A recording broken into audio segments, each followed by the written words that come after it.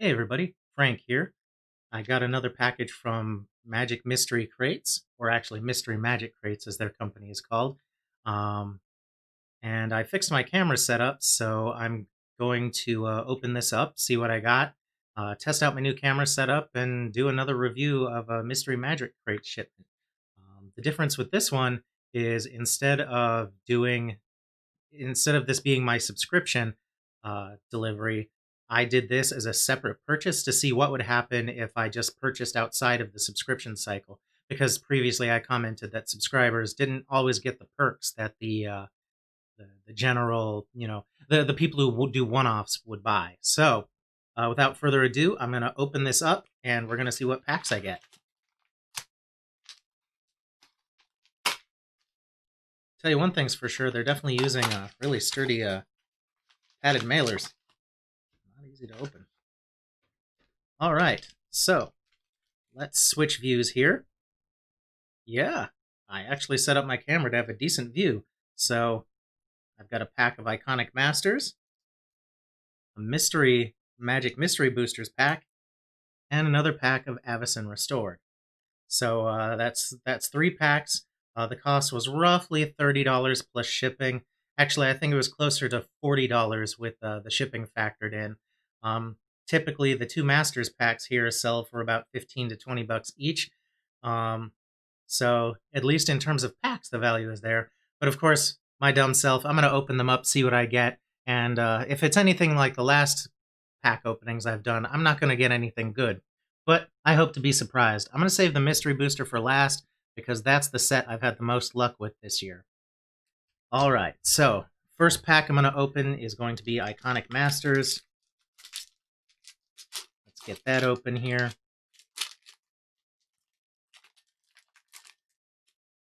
All right. So we've got the cards there. I'm not going to spend too much time on the commons.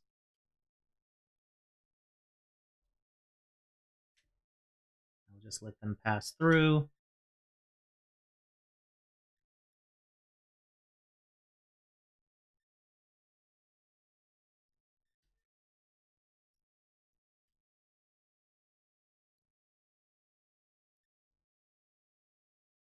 Good old Fog Bank.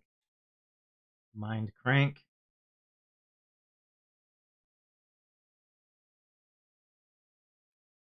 Actually, Mind Crank's pretty good in a mill deck. That's not a bad card. Aetherize. I do for 4 mana to return all attacking creatures to an opponent's hand. It's a lesser version of Cyclonic Rift, so it's a useful card. I mean, it's no Cyclonic Rift, but it'll do in a pinch. So the rare is Lord of the Pit, which I'm not super thrilled with that, but it is what it is. And it looks like behind that we've got Malfagor as the foil. So it's nice to see a foil rare. But I'm not sure that I like a card that makes you discard your entire hand. Just it doesn't work. So that pack was not so good. So all right, Iconic Masters was not very iconic. Now was it? So let's open. Next pack will be Avalon Restored.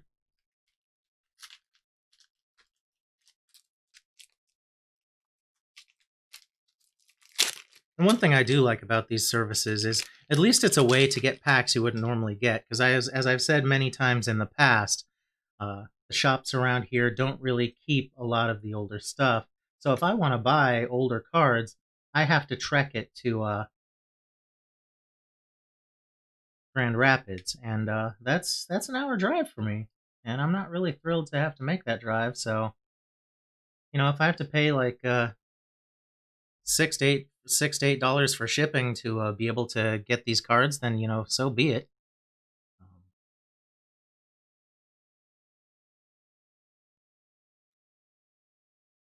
All right, let's see here. We're about to get through to the good stuff.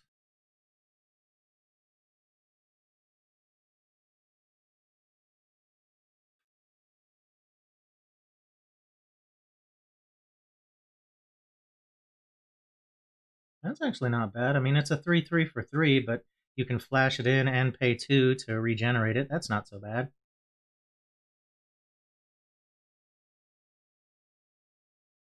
Oh, all right. So the rare was Treacherous Pit Dweller. That's yay. Okay, fun.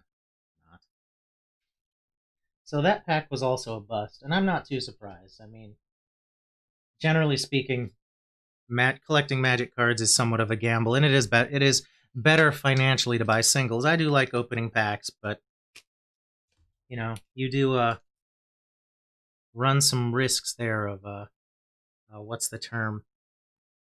Instant depreciation, kind of like when you buy a car. So let's open up the mystery booster. I have I have high hopes for this one. I've done pretty well with these this year. You can't really find them locally too much anymore. When you do, they're very overpriced.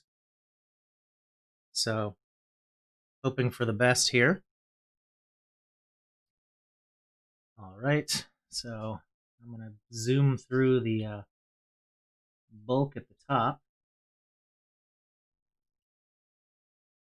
And the cool thing about mystery boosters is it reprinted literally 1,000+ cards from Magic's history. So you can get almost anything, and it can be very, very good, or just very interesting.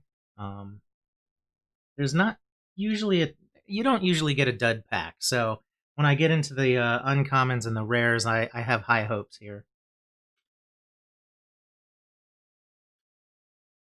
All right, so we're into the uncommons.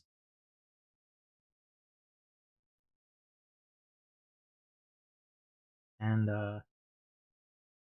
actually, sorry, now we're into the uncommons.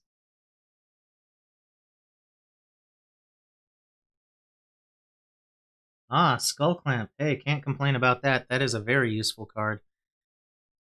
Put it on a token, kill the token, draw a couple cards. That's always a great thing. Oops. I kind of let the cat out of the bag with what all was left in the pack. So, Tower of Eons. In a life gain deck, this is actually a pretty awesome card. I mean, it's not good in standard, but for Commander, which is what I tend to play, that can be pretty awesome, especially if you have a card that lets you win the game if you're above a certain life total. Oh man, I can't remember the name of the card. It's in my cat deck. But basically, if your life total is over 40 during your upkeep, you win the game. And that's pretty awesome because in Commander, you start with 40 life.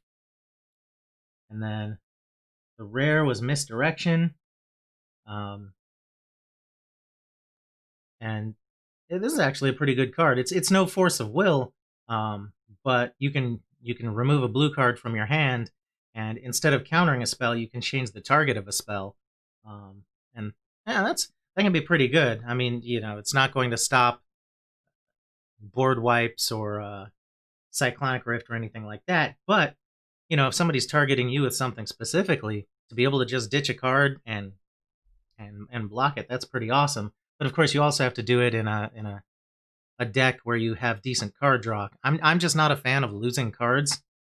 Like, I don't want to lose cards from my hand. And the final is a foil Braid of Fire. Um,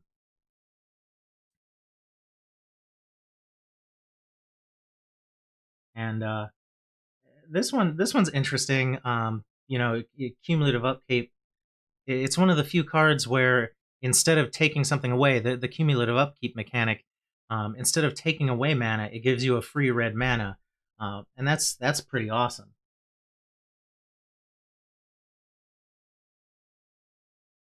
I mean, the only problem is you